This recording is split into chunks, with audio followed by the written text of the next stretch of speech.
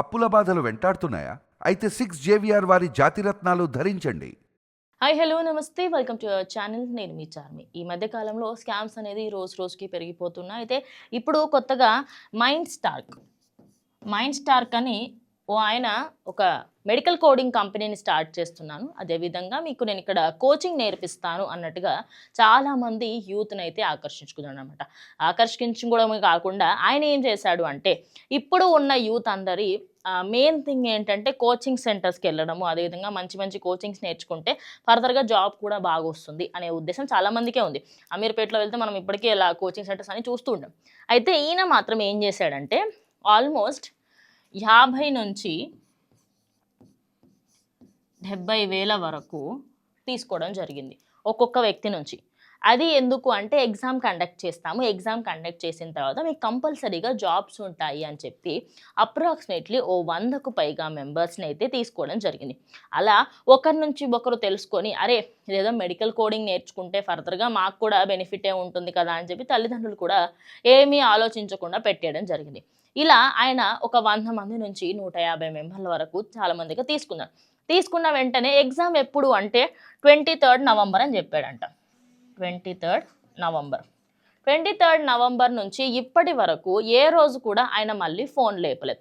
మరి ఫోన్ లేపకపోవడానికి గల main reason ఏంటి అంటే ఈ మనిషి ఒక 10-15 లక్షల దాకా స్కామ్ చేసి పారిపోయాడు. అంటే ఒక్కరి దగ్గర నుంచి 50,000 తీసుకున్నా ఓ 10 మంది దగ్గర గట్టి పైసలే వస్తాయి. ఆయన అప్రాక్సిమేట్లీ కోట్లల్లో అమౌంట్ని అయితే తీసుకొని స్కామ్ చేసి ఫోన్లు లేపకపోవడం, అదేవిధంగా ఆయన ఇచ్చిన నంబర్కి మళ్ళీ మళ్ళీ కాంటాక్ట్ చేస్తే ఎవరు కూడా లేపకపోయేసరికంటే ఇవాళ మాదాపూర్లోని పోలీస్ స్టేషన్లో అయితే ఎవరెవరైతే స్టూడెంట్స్ ఉన్నారో వాళ్ళందరూ వెళ్ళి కంప్లైంట్ ఇచ్చారు. వాళ్ళు మాట్లాడడానికి సంకోచిస్తున్నారు, కానీ నిజంగా ఇలాంటి స్కామ్స్ అనేది డైలీ ఎక్కువ అవుతున్నాయి.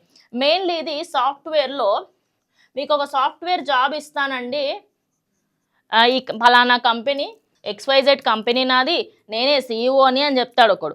మీరు వెళ్ళిన తర్వాత 1 మంత్ బాగానే ఉంటుంది, సెకండ్ మంత్ నుంచి కొంచెం ప్రాబ్లమేటిక్గా ఉంది, నేను శాలరీస్ ఇవ్వలేను, ఓ 2 నెలలు చెయ్యి నాయనా అని చెప్పి 3 మంత్స్ వరకు వితౌట్ శాలరీతో చేస్తున్నారు. అయితే దాని తర్వాత ఏదో ఒక రోజు ఇస్తాడులే అని చెప్పేసి అనుకుంటే ఓ 3-4 మంత్స్ తర్వాత రామ్ సేట్జీ అని చెప్పేసి ఆయన పరారైపోతారు.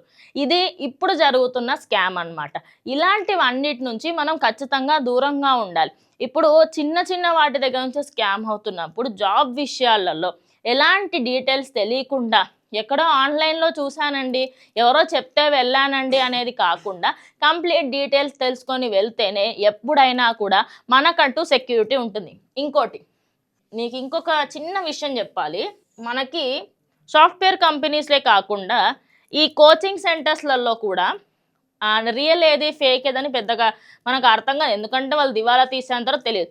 కానీ ఒక్క చిన్న విషయం, 2 or 3 years నుంచి వీళ్ళు ఫీల్డ్లో ఉన్నారు, లేదా ఒక 10 సంవత్సరాల నుంచి కంటిన్యూగా వీళ్ళు ఈ కోచింగ్ సెంటర్ నడుపుతున్నారు అనే వాళ్ళ దగ్గరికి వెళ్తే కొంత గొప్ప మనకైతే సేఫ్టీ అనేది ఉంటుంది. ఇంకోటి, ఏదైనా ఒక కంపెనీ గురించి ఈ సాఫ్ట్వేర్ కంపెనీల గురించి మనకు ఎక్కువగా తెలియదు, ఎందుకంటే మనం కూడా అక్కడికి వెళ్ళిన తర్వాత చూడడానికి అద్దాల మేడలు అన్నీ బాగానే ఉంటాయి.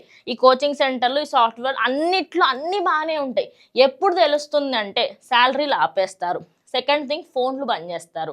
మీకు అసలు వాళ్ళు దివాలా తీశారు అని చెప్పి తెలుసుకోవడానికి కూడా మీకు అట్లీస్ట్ 15 నుంచి 20 రోజులు టైం పడుతుంది.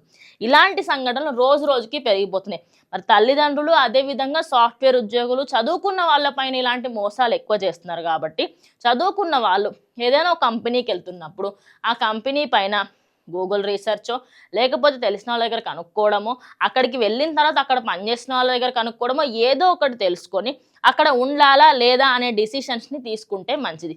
ఈ కోచింగ్ సెంటర్ వల్ల ఇప్పుడు చాలామంది పేరెంట్స్కి అనిపిస్తుంది, అరే 50,000 70,000 వరకు పెట్టినాము, మరి ఇప్పుడు పోలీస్ కంప్లైంట్ ఇచ్చినాము, ఆ మనిషి ఏమైనా బయట దొరుకుతాడని. సో పోలీసులు అయితే ప్రస్తుతం ఆయన గురించి గాలిస్తున్నారు. ఆయనకు సంబంధించి ఎలాంటి డీటెయిల్స్ అయితే బయటకు రాలేదు. ఆయన పేరు జోష్ అని చెప్పేసి ఒకటైతే తెలుస్తుంది.